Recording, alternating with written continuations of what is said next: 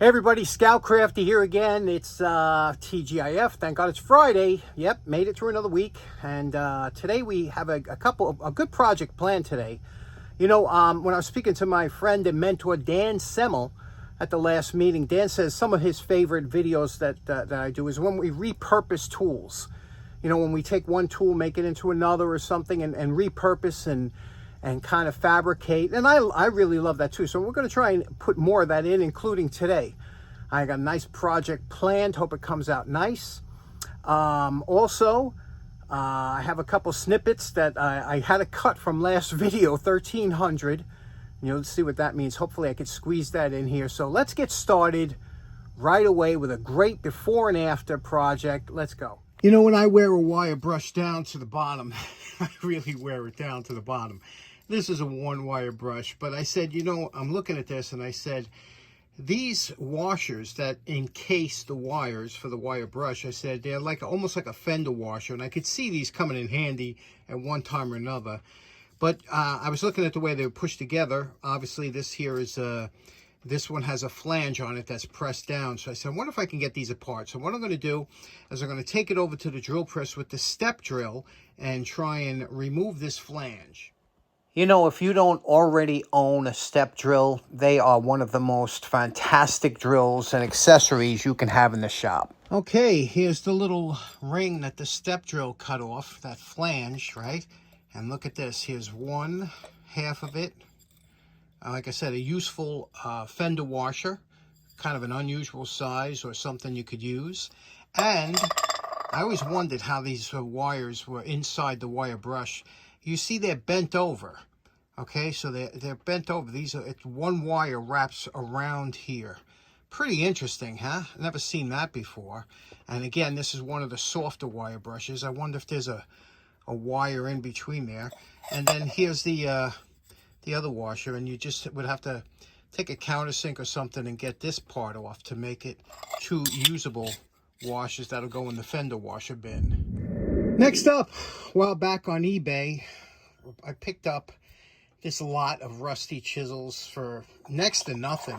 I think even with shipping, it came out to like $12 or something. But there's a couple interesting things here I thought would make good projects for the show. And that's why I buy a lot of these things, because I did stop buying tools. But when I see something that I know you would like to see done, here's one we did recently. You know, this kind of flared chisel. It's in good shape. This one here, we have a small, look at this. This was reground by somebody. You got to be careful when you go too far up the shaft because they're not tempered the same, you know. But this is a dull chisel. I'm sure this was used quite a bit. Very interesting, right? Another one here. This one I thought, this one's interesting. A lot of people like these, especially the guys that are into timber framing, woodworking. That, you know, these wide chisels are, you know, really popular. Now, this one here is savable here, but look what they did here. This used to be a socket chisel, and a socket chisel is a chisel with a hole in the end. Okay, this one here's got wood jammed in here, and that's what the wood goes in here, and that's what you kind of pound on, you use. But this one, somebody, I guess they welded, right? That's some kind of weld. They welded the top of they probably banged the chisel in here because they wanted this, that they could hit it with a hammer and not have the wood there. So, but I said, we could probably do something with this, make it nice, interesting, and a couple other ones. But this one here, I wanted a Marlin. Yeah, I love Marlin spikes, fids, things like that for rope work, and this is a perfect size. Let's look more closely at this one. Okay, now this is about the worst kind of rust you can get, right? You agree? This is just horrible. Now, you could do a couple things. You could throw this in vinegar or Vaporust or whatever and let it sit there for a while. But you're going to have to go through the pit, so it's kind of a waste of a step. I do it sometimes if there's something intricate you want to get into, but with something like this, don't waste your time. My plans for this is to make this real nice and to make the end like a ball end so that'll fit nice in your palm, you know, for using it for rope work. So we got to get this taper good.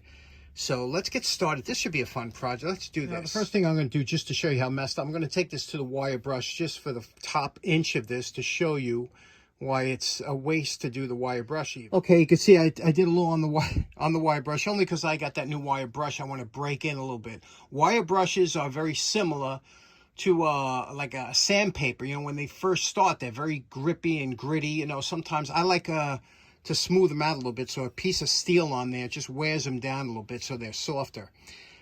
You could see the extensive pitting, right? And you can see it's kind of primitive looking. So let's get this nice. First thing we do, flap sander and a worn coarse disc. Now, anytime you're trying to put a taper into a vise, it's always a good idea to have something to block it up. Just a small sliver of wood or something to put in, because if you try and tighten this up here, it's going to cock the vise jaws. It's not good for the threads. It's not good for the vise. What you want to do, especially with a taper like this, just take a piece of wood like this, wedge it in here, okay, and then tighten it up. And now you have a solid hold on here, and we're going to do this end, get this nice, and then flip it, so then we can have the taper sticking out. But always use a block of wood. It helps save your vise, and it really gives you a good purchase on a piece of tapered stock. Now, a lot of the operation here will be voiceover because I got that big exhaust fan, but you can see here what this flap sander does. We're trying to get rid of most of the pits. This is a real bad example of some neglected steel. Now we're going to mount it back. Remember, we're putting another piece of pipe in the other side of the vise so it doesn't cock the vise. And then we're going to work on the tapered part. And again, like I said, when you get close to the tip, you don't want to linger there because you don't want to overheat it. But you see what it's doing. We're getting rid of most of the pits, and it's looking good. Now we're going to work on the top. Again, I want to cut that edge, you know, that sharp edge off. And I'm just going to run the flap sand around the edge to give it a slight profile. We'll be able to work that better with the belt sander. Now we're going to use the belt sander here, and you can see where we're at. This is everything you see here was done with just the flap sander. Now we're going to go to the belt sander, and we wanted to get most of the pits off. Now I'm starting off with a real coarse belt. This is a 60 grit belt, but see, I'm working on the tip here, and you see I'm dunking it like every 3 seconds. That's because the tip is so thin, you don't want to overheat it. Once you're working on the middle, you don't have to do it as much. But when you do the coarse belt, and again, you're just doing this to get the basic shape because it's going to leave a lot of deep scratches. This is what it looks like after the 60 grit belt. Now I'm going to go to a 120 grit belt, then a 240, and we're going to work our way up. So basically, we're just going to go through the belts. You can see the difference of how they look in coarse and not so coarse. Now you can see we're going to start with a finer belt, but one thing you have to remember is you always want to keep your belts clean. And this belt eraser only takes, this is real time, it only takes a half a second to clean up your belt before you start working on it again. And then here we are profiling that end. I want that end to come out like a half a ball, you know, and going very lightly against the belt here. Now you can see where we're at. Now we're at the point we went through all the belts all the way down to 400. You can see how nice this looks. Now we're going to take it to the fiber wheel. The fiber wheel will get rid of just any of those minute scratches from the belt. And then, of course, we're going to polish it. But since I was using my buffer on Joe's Australian zinc lock, I got it kind of, the buffer wheel becomes slick and you have to dress it. So that's what I'm doing with the back of the saw here. Just running across the buffing wheel to get rid of that shine or sheen that's on the wheel. And once you do that, you can work back on. You can see what it looks like now. We got rid of that sheen. Now we could go back to working on the chisel. And you know my favorite part.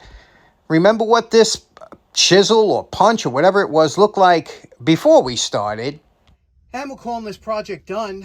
Boy, this was a lot of fun, but I have done more than one Marlin spike or fid, or whatever you want to call it, on the channel, but I can't have enough of these things. This is one of my favorite tools to use, and I use them quite a bit. Let me show you the back here. We did it. It looks almost like half a ball bearing, right? Went through all the grits, got all the pits out, got a nice taper in here. Now, let me show you an important feature of a good Marlin spike. You see that tip? It's very easy to go on the belt sander and get this into a sharp, pointy tip that'll puncture something. You do not want that. and I'll show you why in a minute. You see, if you look real close, I'm going to see if I can focus this in. Let me see if I can. There we go, maybe there. If you look real close at that tip, it's not pointy. It comes to a good point, but it's not sharp. Okay, I could run my finger over it. It's polished.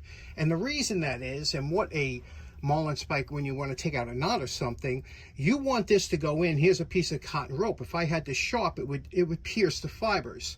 So when I go in here like this and go into the end of the knot, it comes right through. You see, that's what you want. It comes right through, and then you could work that knot open. You know, it loosens it up, and you could take that knot out. That's what you want. Now, a lot of times you'll see some people have these that are too sharp, and if it's too sharp, like I said, it will puncture the braids of the rope or whatever. So that's a nice feature. Anyway, real nice tool, very simple to do, good weekend project. Everybody loves these. They went up a lot in price. I don't know why. All it is, it's basically just a piece of steel that comes to a point, but it really comes in handy if you do any kind of rope work or you want to take out any knots. You got to make one of these. Okay, all of those procedures will work on any tool, so it's always good to get back once in a while to the basics and see how to take any rusty steel into something that's beautiful. As far as that 1300 I was talking about, I think we have a little bit of time. This is a rant I did last week when I was all yappy from drinking all that coffee. Well, I got to tell you, I said, let me just throw that in there because I thought it was a pretty good rant. Let me show you what I mean. Next up, real quick, you remember last week I was talking, I had to have something done on my roof, you know, so I called a couple people, you know, trying to get somebody down here. I found a company, and the guy came down. You know what I want to tell you real quick? Ever since the last 4 years, and things have gone absolutely insane, and not just here in the States, throughout the world, London, New Zealand, it's all gone nuts. However, we all know about inflation and the cost of things, and we always used to joke around that years ago, if you went somewhere, everything was it was going to be $100. You know, everything was $100. But now the price, and this is crazy, but it seems like there's a price of $1,300 that seems to be a common price here in New York City for just about anything. You know what I mean? So if you have a guy come to your house and you say, look, I got, you know, one of my pipes are leaking or something like that, and you know, when this guy comes down and looks at, yeah, it's going to be $1,300. Okay, so what is it with this $1,300? I don't know. $1,000 sounds like a lot of money, right? When somebody says $1,000, you say, well, it's a lot of money. But if somebody says $1,300, it's not the same. It doesn't sound as bad for some reason. So that seems to be the number around here. You call anybody, especially, and that's why people like us that like to do stuff with their hands, when you have to call somebody in, oh, it hurts you. Especially like a roofing. I could do that. It's an easy job, but I promised myself I wouldn't go on the roof. And it's so hard when the guy gives you, well, my estimate was $750. Okay, so it wasn't as bad. But when a guy gives you an estimate, you say, man, $750, I could do that in a day. And you start sitting there, and that's when you get stupid. You say, you know what, I'm going to risk it. I'm going to go up there. And that's when the accidents happen. Sometimes you got to bite the bullet. You got to bite the bullet. And there are certain jobs that just doesn't pay to do yourself, you know? Like my buddy who did a ton of work, my buddy Richie did a ton of work on his house. He re-sided, he did all. But one job he said he would never do again is sand down his floors. He redid his floors in his house. He said, man, that I wouldn't. And it's true. You have people come, they got the right machines, they got the guys, they got a bunch of guys, they knock it out. In 2 days, it's done. The floor is done. It looks great. You do it. You got the, you know, rental machines. You're dealing with this. It takes you a week. You know, the sweat and the dust in your face. And so there are certain jobs that don't pay to do yourselves, or sometimes you got to bite the bullet. And, you know, but $1,300. Anybody else have that thing in New York City?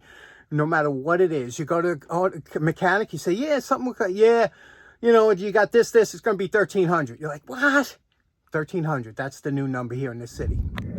Okay, so in closing, that was a lot of fun today. We got a couple things done, and I'll tell you, I really enjoy that, a good before and after, right? Everybody does, and it's always, you can't have too many Marlin. What kind of maniac only has, or even worse, What kind of maniac don't even own a Marlin spike?